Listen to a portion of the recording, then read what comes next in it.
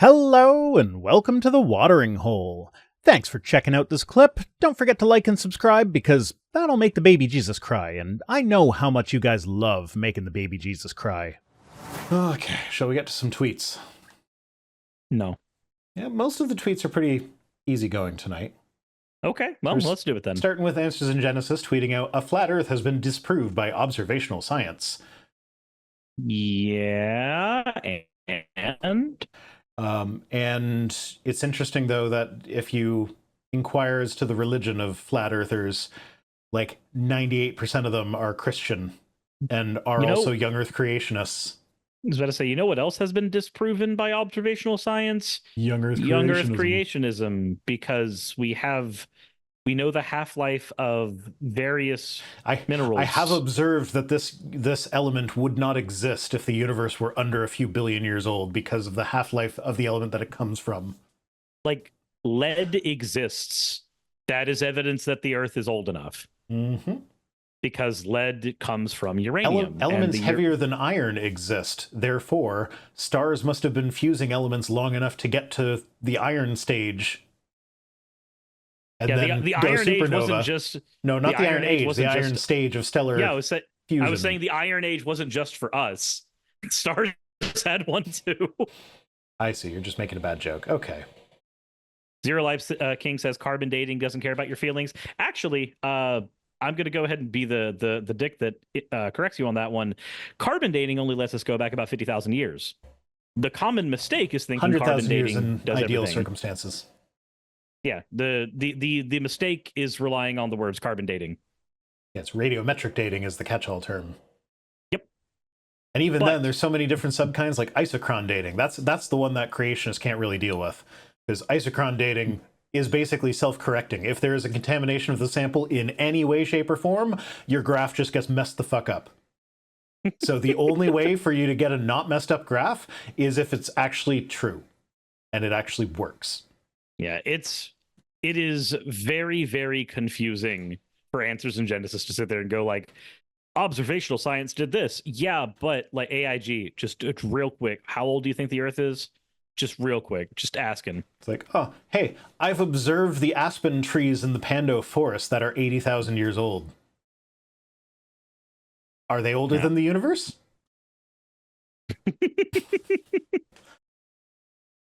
My favorite, though, is like the creationist arguments is when they do things like they'll find the coral reefs that are like 4,000 years old and be like, see, the oldest coral reef on the planet is 4,000 years old. You know what happened 4,000 years ago? Worldwide flood, which we say, no, it didn't need to have the sea creatures on because sea creatures would have been able to survive the flood. So somehow the coral being that young is proof of something. Sure. But also like, that doesn't mean shit. That just means that the oldest coral is that old. Maybe that's just as old as coral can get. Here's an 80,000-year-old tree. Here's a 10,000-year-old tree. Both of those older than the flood. Why does every coastal civilization have a flood myth? Gee, maybe it's because all civilizations before the era of the agricultural revolution needed to be fixated next to water, and therefore a flood, it's like every place that experienced tornadoes has a tornado story. Everybody that experiences blizzards, there's a blizzard story. Everywhere that experiences flooding has a flood story. It doesn't mean anything. My favorite is, have you seen the chart that Answers in Genesis has of the various flood myths and how closely they comport with the biblical flood myth? No, I haven't. Oh, it is so funny because when you actually look into them, they do a lot of stretching there. Like, one of the points of comparison they have is destruction by water. I'm like, okay, it's a flood. What else would it be? And, but then I'm looking at the chart, and Egypt, they have it marked as only partially fulfills that criteria. I'm like, oh, really?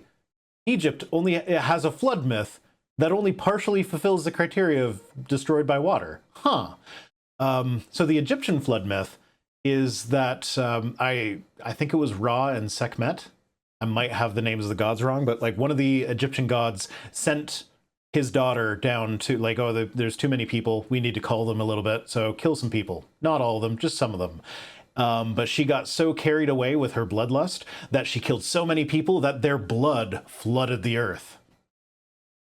I'm like, okay, there is water in blood, so is that what you mean by that partially fulfills the flood by water?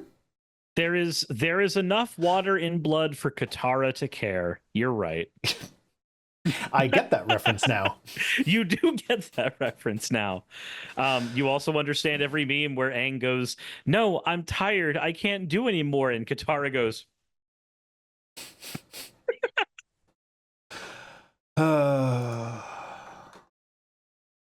Yeah. "Oh well, the best god is still Obelisk the Tormentor." Now, I think the next one is, it actually contains video. Might not be the next one, though. No, it's not. Okay, so Wide Awake Media has your whole thing about autism and vaccines. They say autism is caused by vaccines. According to RFK Jr., the CDC carried out a study in 1989 which showed a 1350% elevated risk for autism in the first 30 days among children who got the hepatitis B vaccine compared to those who got it later or didn't get it at all. I could not find this study. I did look for it. I didn't look hard for it because this is a tweets. This isn't one of my regular videos. I couldn't find it. There are hundreds and hundreds of studies. I've written a book called Thimerosal, Let the Science Speak, that has 1,400 references and over 400 studies cited that link autism and other related neurological injuries to vaccines. There's no question about it. This strikes me as the Matt Powell thing, where when responding to some of Aaron Rao's criticisms of his Science Falsely So-Called movie, he was like, everything I said in that movie had a source. What is that source? Fuck you, I'm not saying that. Like, there were no sources in the description. He didn't cite anything in the movie itself. Also, having a source does not mean that you accurately use that source. Yeah, it's the reason why when you're... It also doesn't mean it's a good source. So in my search for the 1989 study, I need to amend something that I said a couple weeks ago. Is that I said there are a grand total of 2 studies that have found a link between vaccine and autism, the Hugh Fudenberg one and the Andrew Wakefield one. Both of which were on less than 20 kids, and one of which had, here, take pills made out of my own personal bone marrow to cure your autism. So not really reputable stuff. I have since found a third. It was published in 2011. I don't know how it got into an actual journal. But yeah, they looked at statistics and they found a link between vaccines and autism. It was authored by, what's her fucking name? I forget her name. It's like Gail something. It's that lady whose autistic daughter now runs a blog talking about how much she hates her mother. Jesus Christ. Because she was raised in this flurry of like, autism is bad, vaccines gave my kids autism, my kids will never amount to anything because the vaccines gave them autism. So yeah, they were raised in that environment, and now they're like, fuck that lady. Yeah. So yeah, she's the author of the study. She's not a biologist. She teaches finance at a university in New York. So what her opinion on biology is, like, maybe she could do a statistical analysis and that would kind of be in her bailiwick. But thing is, someone else did a statistical analysis on her data and found that the correlation between vaccines and autism was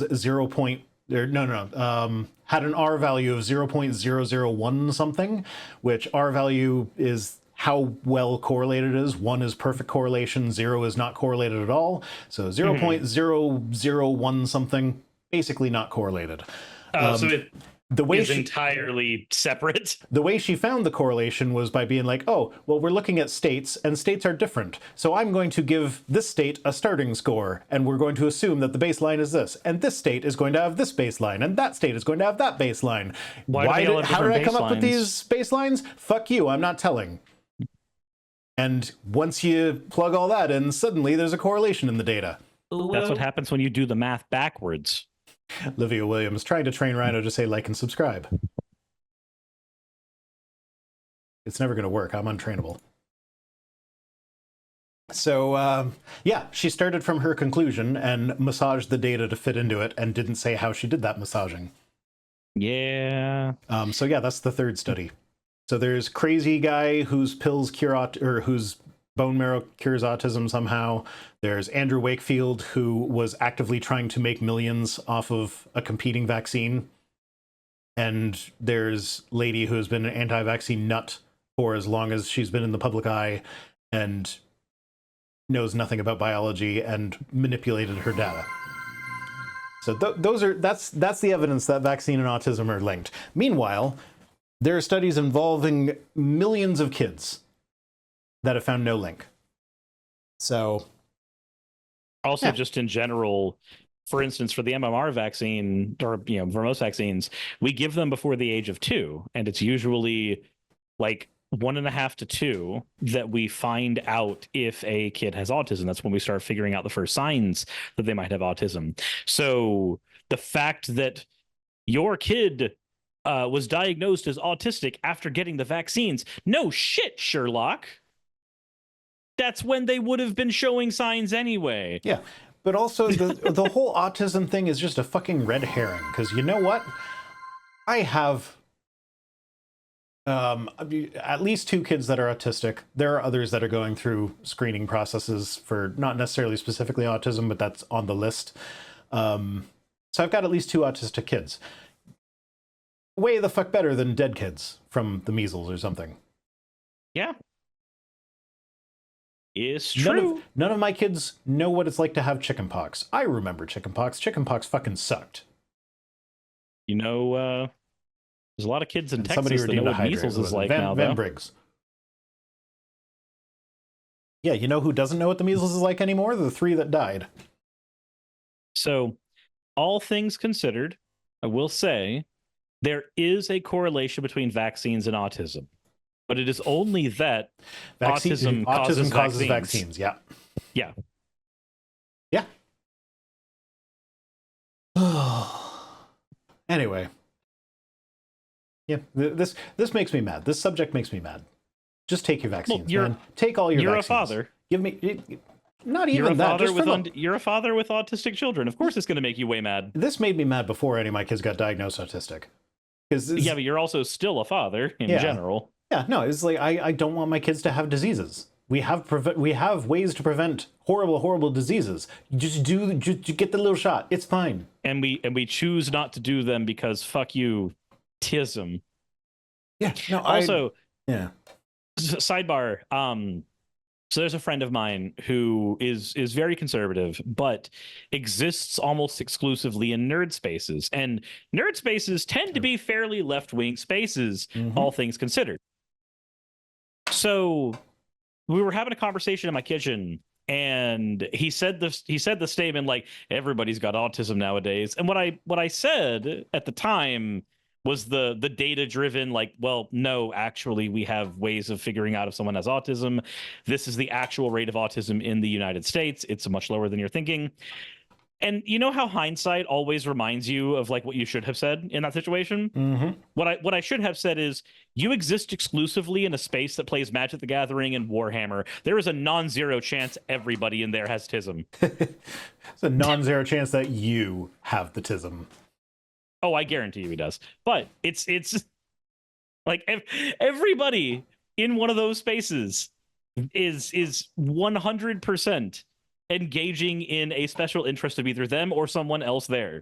You're going to find a higher percentage of people with autism in nerd spaces than you're going to find just like out on the sidewalk. Absolutely.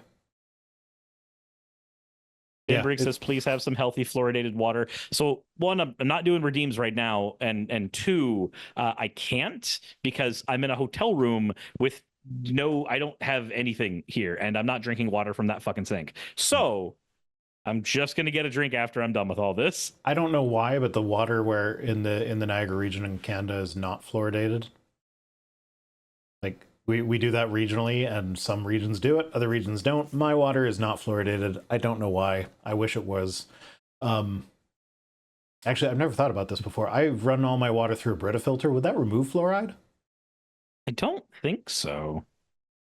Because no, because fluoride is usually more liquid, right? So I don't think that gets taken out with the Brita filter.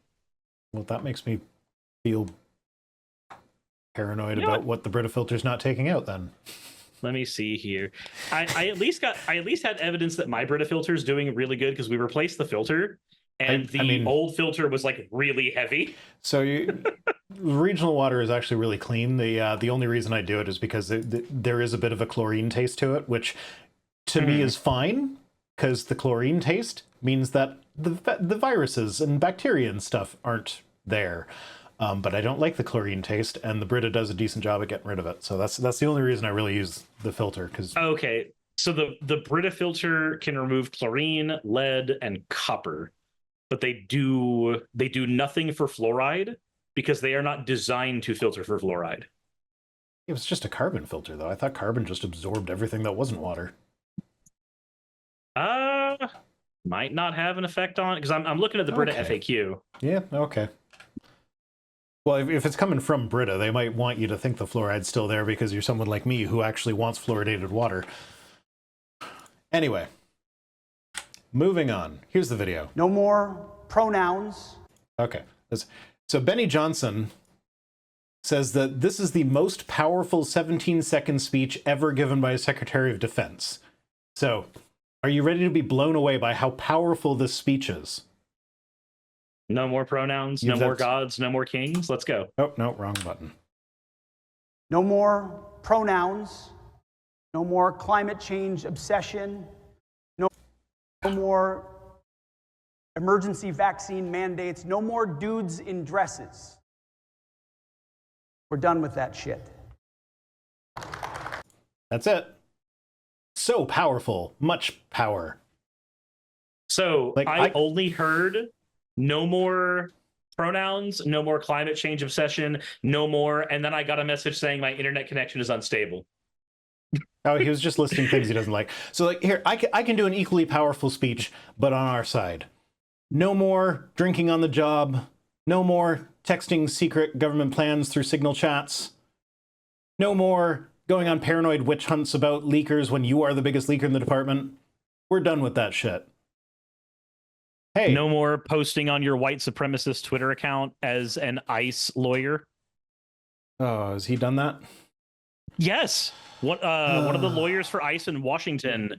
I just did a story on it, but it's stuff that we found out back in February.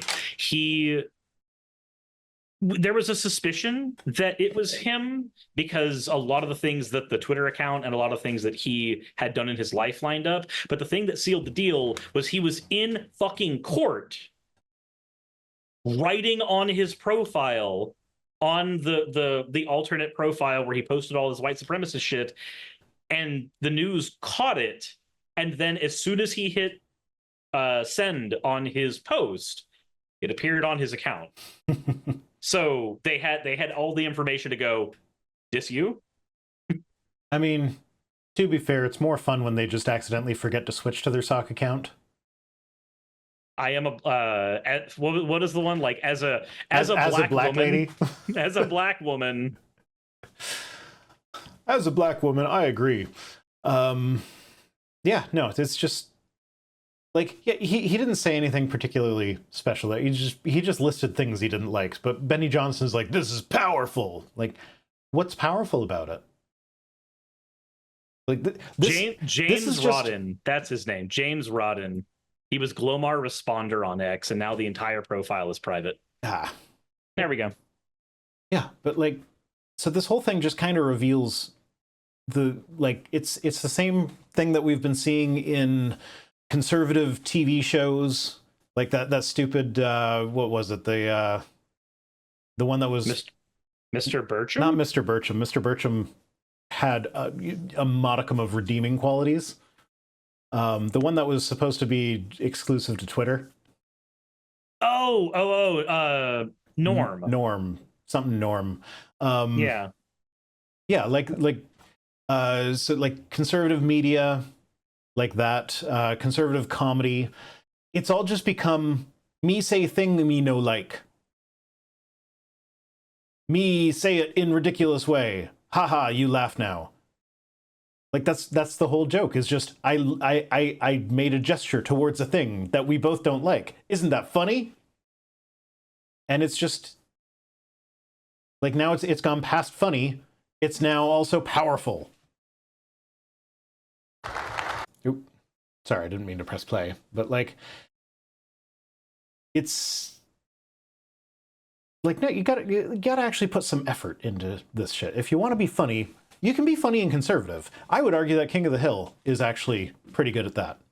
King of the Hill, I would argue, is a conservative show, but they lean into certain things and they can be funny with it, and part of that is because they actually understand at least some of the liberal mindset, so they can, like, when they poke fun at it, it's actually accurate, and that makes it more funny. But like, conservative shows just don't accomplish that. And it's it actually makes me sad for them that this is what they're left with. Like, I'd rather enjoy my media, not because it makes me angry at someone else. I want to enjoy my media for its own sake.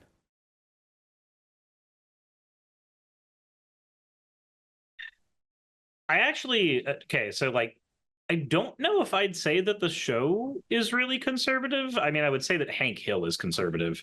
Yeah, but like okay, maybe the show's not conservative, but like, Hank Hill is conservative, and it paints him in a positive light. He's the protagonist of the show. He's the good guy of the show. It makes it, like, presents conservative values in a way that is not just inherently ridiculous.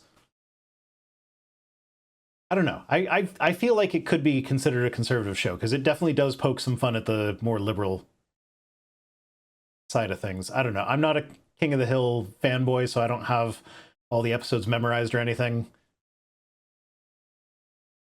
Fair. I need to watch more of it. So speaking of animated sitcom silliness, me and Saki are currently going through all of Family Guy right now. F's in the chat for when Sirs gets to the vomit episode. I mean, I've already seen the vomit episode when I was a kid, so it's not not going to be anything I haven't already dealt with. Like, we've had a little bit of fun pointing out areas where, like, the show, just the older episodes haven't aged really well, and areas where the older show has done way better than what the newer material is. Yeah. So it's been fun watching the show go from, like, we're trying to be Simpsons to let's start creating our characters and establishing who they are. It's weird seeing, like, Stewie as sexually confused as opposed to just very, very blatantly homosexual, which he is, like, later in the show. Mm-hmm. It's funny seeing him talk about how much he loves women all the time, and then just there's always some cutaway gag where also the cutaway gags didn't start until like season 2. It was also weird, but seeing like the first cutaway gags where he's at a gay bar, and I'm like, oh, okay, this is where they start leaning into that aspect of his character.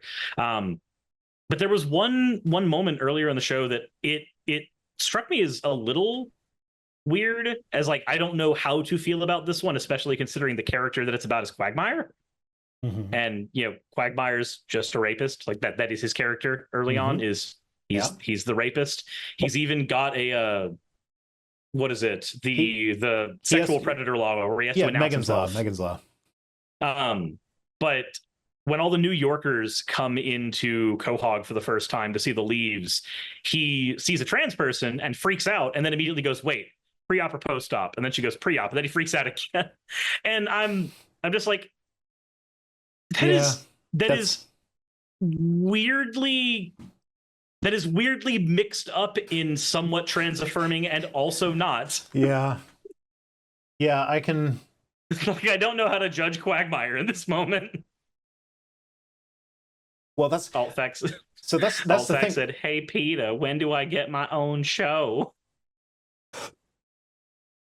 So if I could play devil's advocate for a moment, I could say, regardless of how we're judging Quagmire, that subversion of expectations is what makes it funny. So I would say that it's okay to find that funny and still be confused about, like, I don't know how I feel about this character having that opinion. Yeah. Sean says, I think that's before Quagmire's parent transitions. Yeah, it's well before that, because, like, Quagmire doesn't hate Brian yet. Quagmire, I'll have more of an opinion when we get to this point of the show, but I know that there's moments where Quagmire learns to hate Brian more and more and more and more and more, and then the Quagmire's dad is introduced, and then Quagmire's dad transitions into Quagmire's mom, and then Brian sleeps with Quagmire's mom, and then that solidifies them hating each other ever thereafter.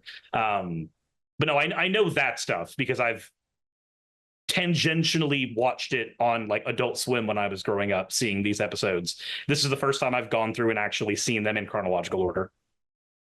Yeah, I've only seen. I watched through most of the, like, it was years ago, so I don't know if they're still going, but yeah, I think I got up to where Brian dies. Spoilers. Yeah.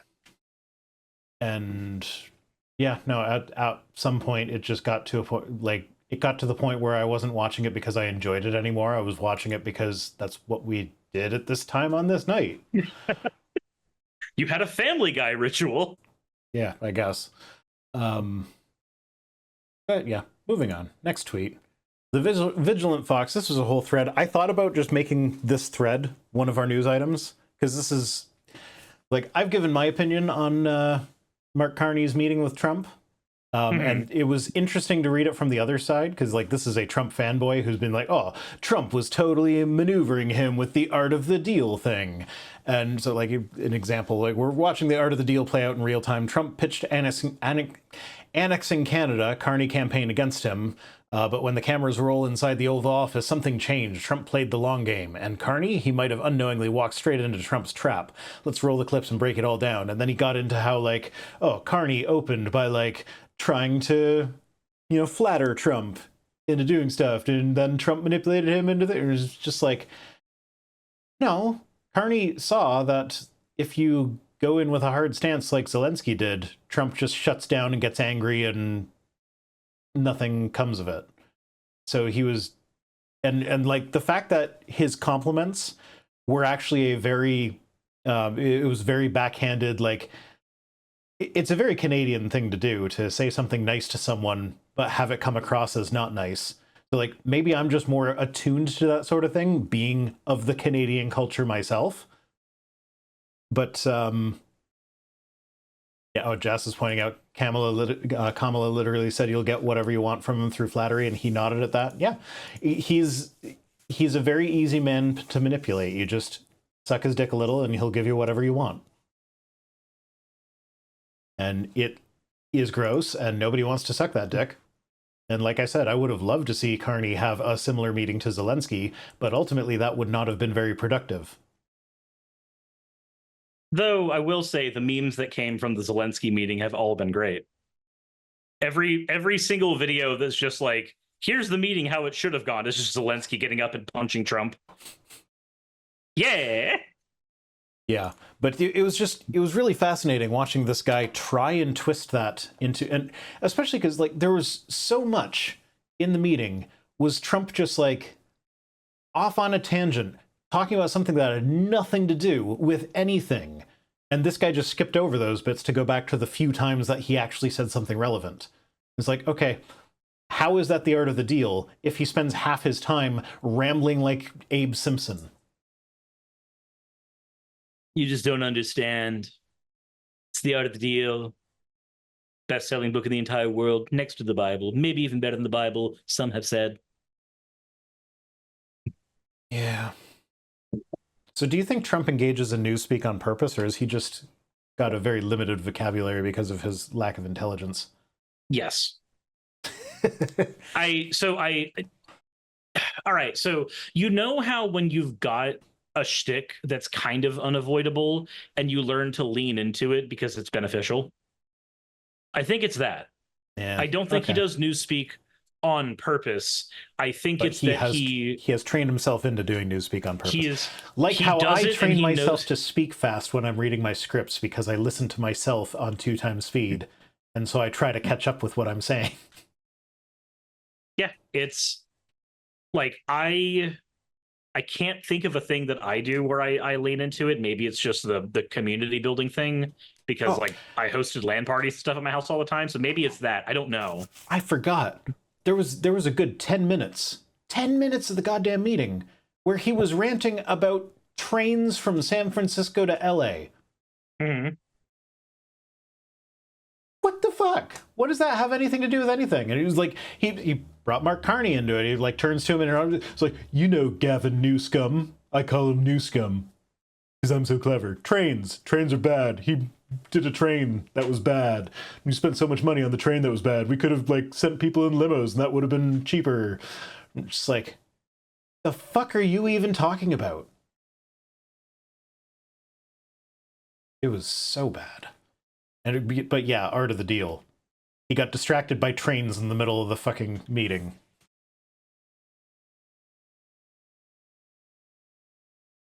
I mean, he definitely has ADHD then. if you're getting sidetracked by trains in the But middle he's of an on so much important meeting. Adderall, though. Shouldn't be getting distracted by it if he's on that much Adderall. Anyway, just thought that was interesting. Case Orbs posted a meme. Says, give up your pot to stop drug violence. Pot smoker says, but I don't commit violence. Then he says, welcome to the gun debate, which makes him cry. I'm just like, what? But there's not a correlation between pot and violence. There's a correlation between pot and violence once you add in things like illegality and police presence. Like, once you start adding in all those factors, yes, but like, I can just take a gun and pull the trigger, and violence has been done to whomever that is towards. Also, here's the thing, though. Giving up guns would stop a lot of drug violence. So, like, giving up pot won't actually stop drug violence, but giving up guns will. But somehow this is supposed to be a dunk on the gun debate? Like, I don't know. This is one of those things where it's like it's just so dumb that I almost have a hard time believing that it was a real post. Case Orbs is also hawking ivermectin on his account now. You can use promo code CaseOrbs at whatever the fuck online pharmacy he's chilling for. So like, he's got to make money somehow. Those Hercules royalties are drying up. Yeah. He's so sad, and it makes me so happy. Chicago City Council has banned January 6 rioters from employment from the city. Good for them. I'm okay with that. I wouldn't want someone who rebelled against the government to hold a government job. Seems like they wouldn't respect the office. I mean, after they ransacked it, yeah. So, yeah. Here's the Lindsey Graham tweet. It says, I was excited to hear that President Trump is open to the idea of being the next pope. This would truly be a dark horse candidate, but I would ask the papal conclave and Catholic faithful to keep an open mind about this possibility. The first pope-U.S. president combination has many upsides. Watching for white smoke, Trump MMXXVIII. I don't want to be on this place any longer. I saw so many people posting screenshots of this, and I was like, there's no way that's real. And then people were posting screenshots of it being like, I thought this was not real. And then I went to check, and this is my own screenshot. Real. And I still didn't believe it was real. And then I went to find it myself. Lindsey Graham, the guy who once tweeted that if we elect Trump, it will be the end of society and we will deserve it, or something along those lines, is now tweeting that the guy we elected that I said would end society should also be the Pope. New country, new everything. We should start over. We just need to start from scratch. To be fair, make him Pope and he will destroy the Catholic Church in a hurry. I mean, will he destroy it or will he make it great again? He will sell all of its assets to him for $1. So the Catholic Church will lose a bunch of his assets, which is a good thing. And people in chat are saying clearly this has to be a joke. I don't think so. No, this is 100% one of those things where you go, it doesn't matter if it's a joke or not. It's a stupid thing to say. This is one of those things you just don't say as a politician. Yeah, absolutely. So, yeah. And tell me again, it's not a cult. Again, it's not a cult. It's a cult. It's the only difference between MAGA and a cult is organization. That's it. There's not an official MAGA organization for it other than We'll make the our own loosely country with loose blackjack and affiliation they hookers. have. In fact, actually, screw the country. Trump's already doing that. Mm-hmm. Lizzie says, Paul said to not deny your spouse sex. Well, if your spouse insists on having sex with you when you don't feel like it, that is called rape, even if you are married. So, Yeah. Maxo redeemed a hydrate. I've got like 1 drop left, so no more hydrates. See that? See that? That's all I got left.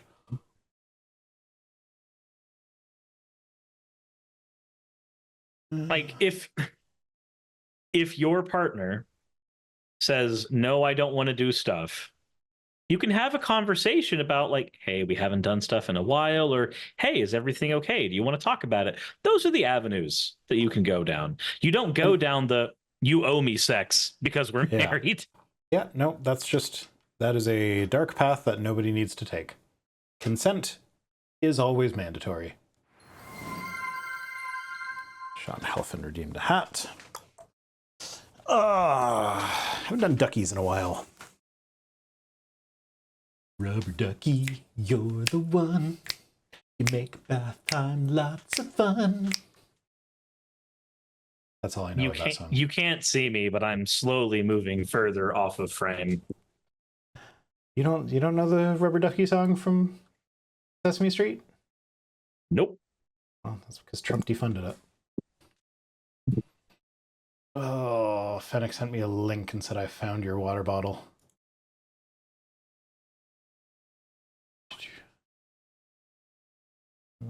Hello. Why is that my water bottle? Why is that $124? Because it's a hydro flask. No. Why the fuck is that $124? Because it's a hydro flask. You're paying for the brand. Paul also said not to get married and not have children. Mm-hmm. Altfac says, is don't it because be it's a the gallon? booty warrior. Is it because it's a gallon? Hey, I could finance a water bottle for as low as $12 a month. Zada Higala resubscribed. Thank you for resubscribing. Did you say something? You said yay. Yeah, there we go. It's a gallon. That's why it's my water bottle, because it's a gallon. But it's $125. I don't want to pay $12 a month for a water bottle. Oh. Let's see. Does it come in other colors? Oh, those are related products. And now, this time on ADHD and autism, we have derailed ourselves. We are not thinking of trains. We are thinking of hydration, liquid. We are thinking of flasks. Why does it only come in black? And we are still on this right now. I actually don't know what's going to happen next in this exciting adventure of Hydro Flask Z. Zed. You can't customize the gallon. And we see that he is not only fixated on the customization options that are not there, but also on the way to pronounce Z. Zed. Here in America, we Zed. say it the correct way, and that's why we're going to invade his country and make it the 51st state. Fuck your face right in its Zed hole. Phoenix says we're not going to talk about how many Hydro Flasks I own. Okay, Nancy Mace said, spotted in Austin, all-gender restroom on a recent trip to Texas. No, there are only 2. I just saw John post about that on Facebook. Here's the thing. Like, okay, she's fucking stupid. It's like, I don't... Like, even if she's right about there only being 2 genders, having an all-gender bathroom would be all 2 of them. Would it not? But also, it's clearly an accessible washroom, so it is probably a single stall with a locking door. So, like, anyone who wants to can just use that because it's weird to gender segregate just a toilet behind a locking door all on its own. So, like, what's the issue? I mean, the issue is this is the lady that faked a hand injury from a handshake for attention, and then faked, well, she didn't fake it. She claimed she was being assaulted by a guy who never got within 5 feet of her, and who she started swearing at because he asked her a question relevant to her job. So, yeah. Look, she's not here to be correct. She's here to make a statement to people who are dumb enough to believe the point she's trying to make. People like her. Yeah. Yeah.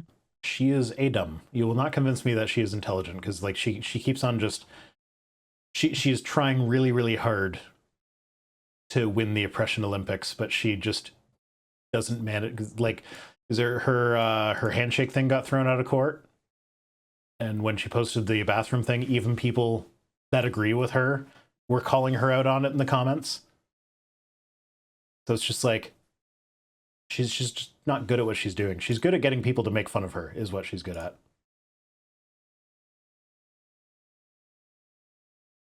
Her intelligence score is a 2 with a roll 4, drop 1. A 2 with roll 4, drop 1. I played D&D and I don't know what all those mean in that order. Like, intelligence score is a 2. I get that. So you're rolling int score base 2, and then you're rolling 4 dice and dropping one of them to get the final score?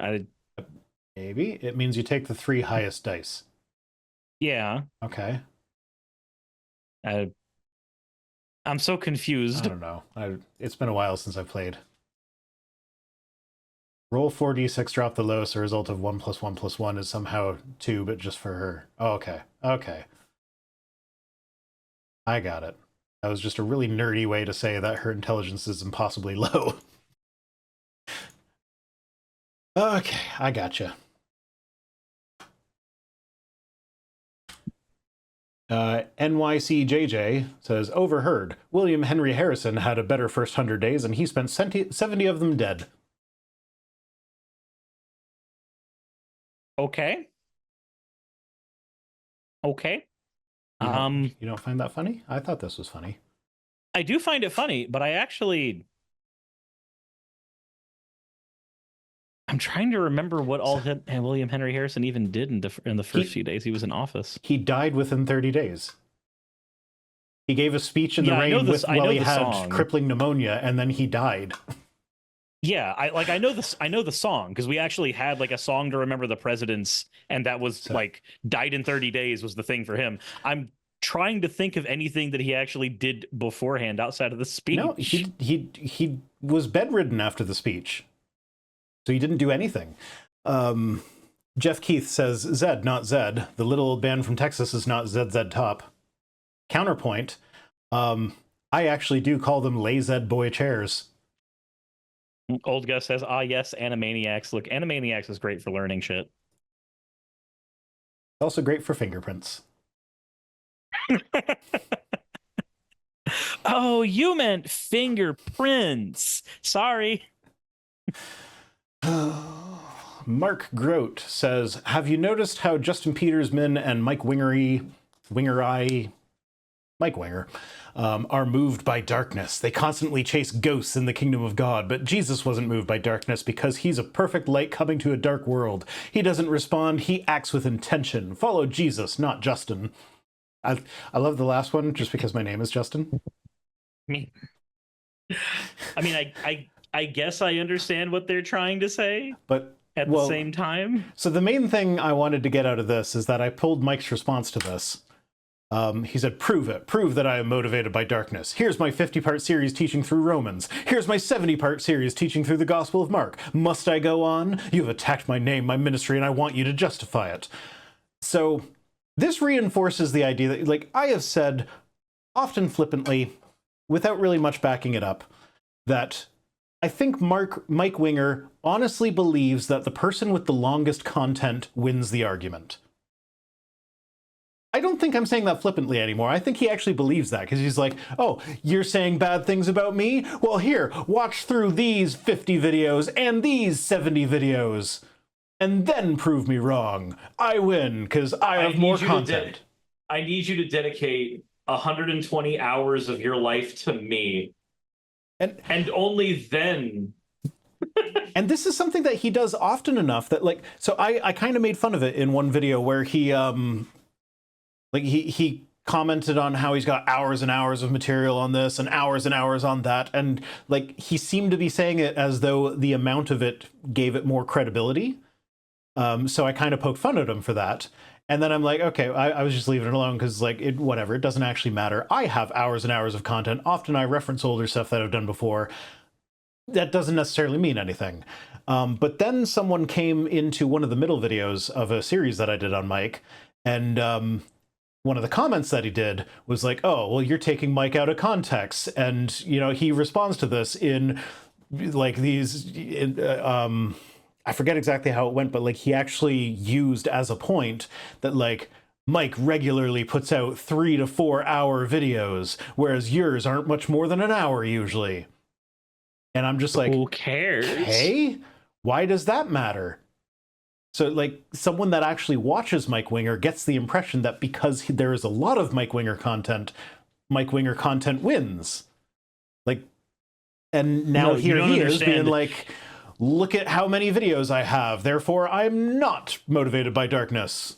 You haven't created as many 8-hour long Vice Rhino monologuing videos for me to fall asleep to. You need to make more Vice Rhino monologues for 8 hours videos for me to fall asleep to. Otherwise, you're incorrect, and Mike Winger wins. So I actually pulled that guy's comment of the day. The commenter that was like, oh, Mike Winger wins because he has, like, he regularly does 4-hour videos. And I pointed out that it's like, okay, well, Mike Winger doesn't actually do 4-hour videos. He streams for 4 hours.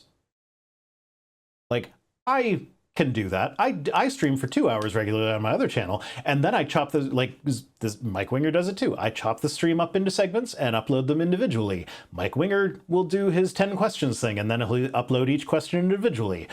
That's fine. I got no problem with that, but, like, it's a different format.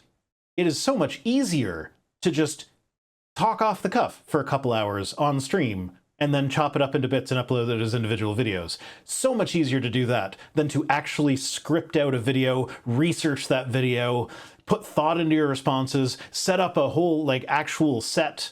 And, like, well, I mean, Mike's got a decent set as well, so I'm not gonna say that he doesn't do that for his streams. Like, this is my low effort streaming set.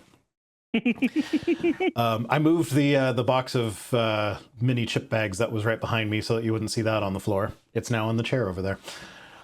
But yeah, it is so much easier to just stream bullshit for a few hours than to actually do the same amount of content when it comes to research and stuff. And the thing that drove me nuts about this, though, is that his response was with regards to me kind of making fun of Mike because, like, he was talking shit about Nietzsche. And so, like, he read the Nietzsche quote. And so before I even continued watching Mike's video, I went and I read the entire essay that the quote was from.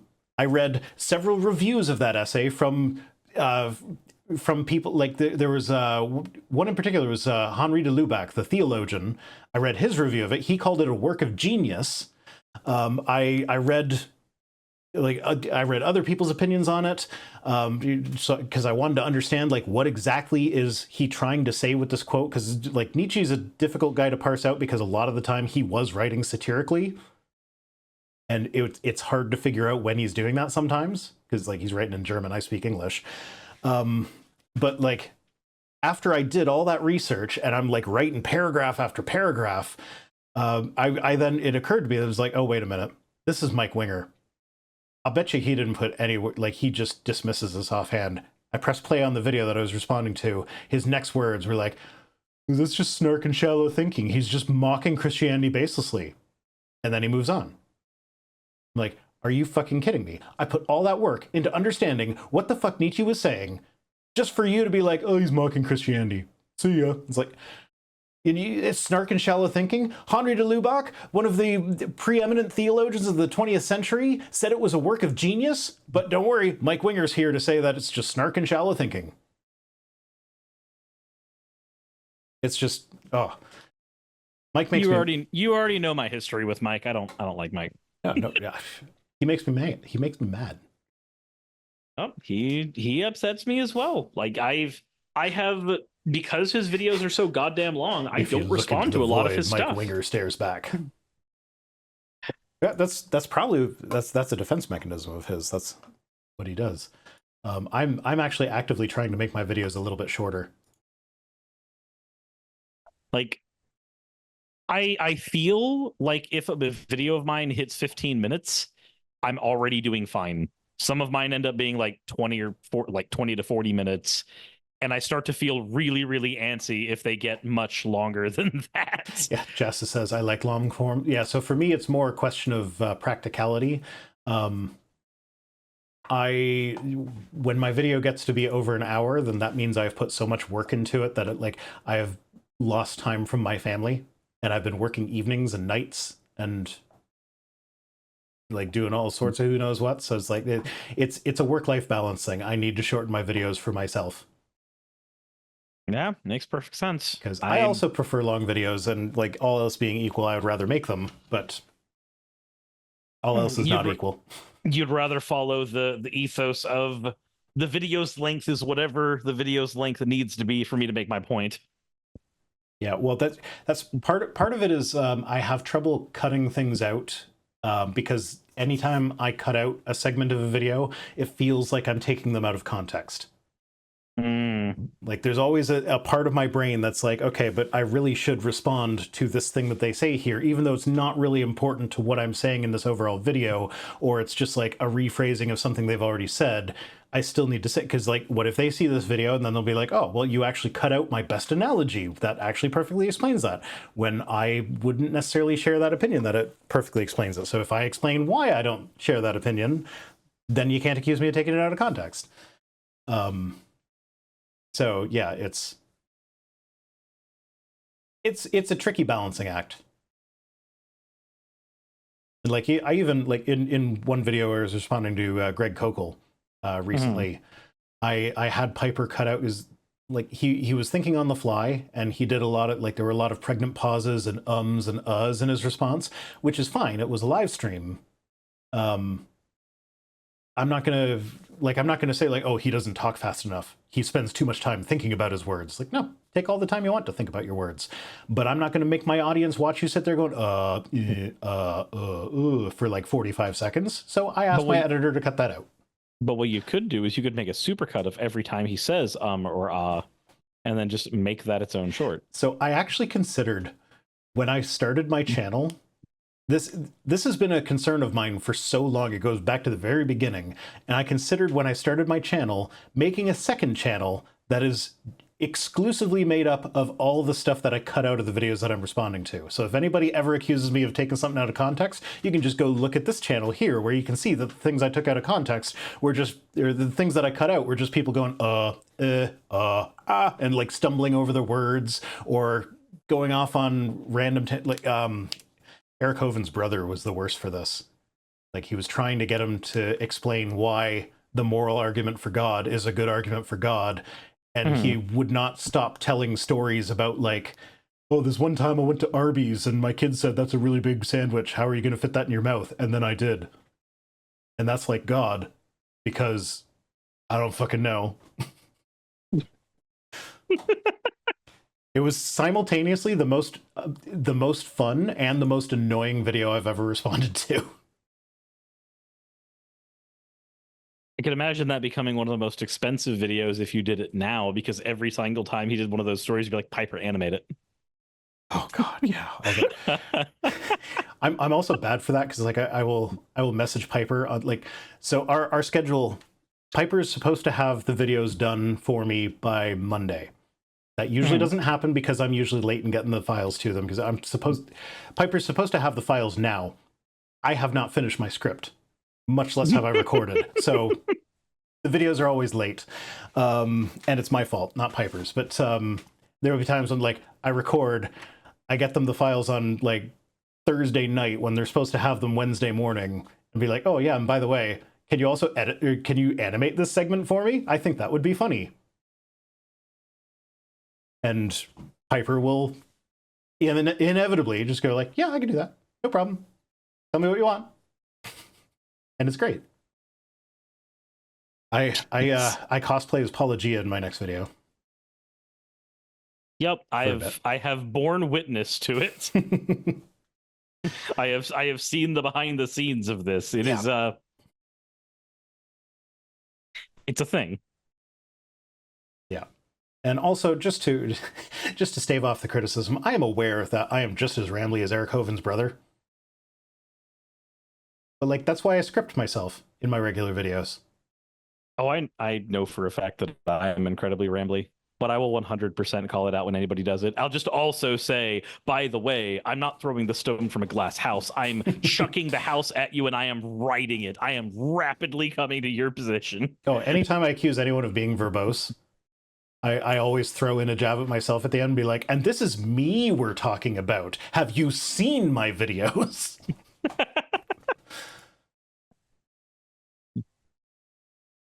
And Jassa says, yeah, but y'all are likable in your rambles. Yeah, and when I script my rambles, they're actually relevant. Jassa. When I'm scripting, I will start going off on a tangent, then I'll be like, hey, wait a minute. This isn't actually related to the original thing I was saying. And then I delete the last half hour of work that I did. It is painful, but it is necessary. Look, it's not that when I ramble, I'm likable or it's likable, Jassa. It's that when I ramble, it's about Magic the Gathering, which you are also fixated on. That helps. That certainly does help. That's the issue. Yeah. Jassa responded in my chat. Yes, sir, is correct. Okay. Well, this is the last tweet. We're back to AIG. I mean, the differences between Mike Winger and AIG are stunningly brief. Yeah. I don't think I've ever heard him take a stance on evolution. He's one of the cowards that tries to have it both ways. He won't ever acknowledge. So he's a Cameron. Yeah. He won't ever say that evolution is real because he knows that the young Earth creationists that watch him will then leave. And he doesn't ever dare say that evolution's not real because then the people that do believe evolution will stop watching him and taking him seriously. So he's one of the cowards that refuses to take a stance on what is ostensibly a very important issue to Christians. Not that it should be. Whether the world is 6,000 years old or 12 gajillion, you can still believe in your deity. It doesn't fucking change anything. Yeah. People are weird. But he keeps commenting on it and then being like, and even if it is real, which maybe it is, I don't know. Like, it's fine if you don't know. If you're a layperson and you're not interested in evolution, for you to be like, yeah, no, I don't know and I don't care. That's fine. You do that. But don't speak about it as though you have any sort of authority on the matter. Yep. Anyway, I'm keeping Cirrus up. He needs to actually like settle into his hotel room. Because he basically just got in, ripped out his microphone, broke his camera in the process. And I don't even think it was the camera. It's just the internet connection here. I know. It's everybody God watching awful. porn at the same time. So yeah, I want to go do that. I think it's time to call it. I don't feel like rating anyone tonight, so I'm not doing that. Twitch, you can suck it. So yeah, as always, fuck off.